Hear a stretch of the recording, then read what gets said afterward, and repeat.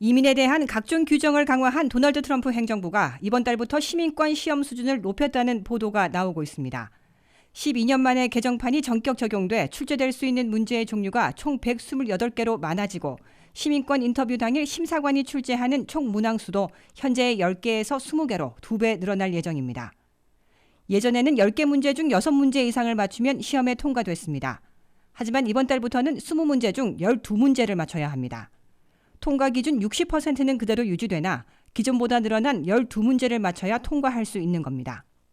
다만 65세 이상 신청자 또는 20년 이상 영주권 소지자의 경우 10문제 중 6문제를 맞춰야 하는 현행 시험과 같은 조건이 유지됩니다.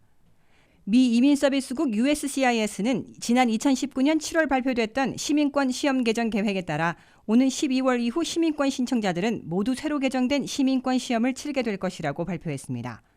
단 시민권 신청 접수일이 12월 1일 이전인 신청자들은 현행대로 시민권 시험을 치르게 된다고 이민서비스국은 덧붙였습니다. 연방이민당국의 시민권 시험 개정은 조지 W. 부시 대통령 임기 말인 2008년 10월 1일 이후 처음입니다.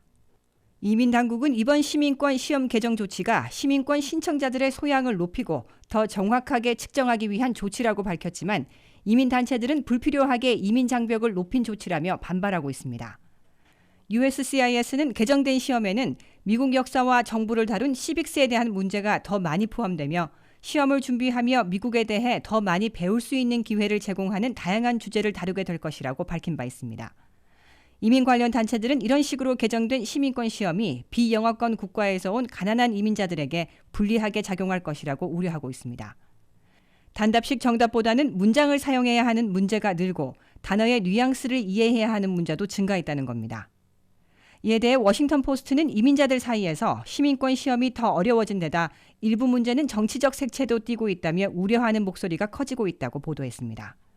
워싱턴 포스트에 따르면 예를 들어 미 상원 의원은 누구를 대표합니까? 라는 질문에서 기존의 답은 해당 주의 모든 사람들이었지만 개정판에선 정답이 해당 주의 시민들로 변경됐습니다.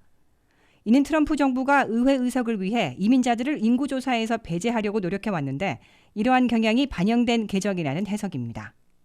오바마 행정부의 이민정책 고문이었으며 이민지원단체 국경 없는 이민의 공동 창립자인 더 그랜트는 트위터를 통해 새 시험이 불필요하고 지나치게 복잡한 데다 이데올로기적이라고 비판하며 기존 시험을 유지해야 한다고 조 바이든 대통령 당선 유력 후보에게 촉구했습니다.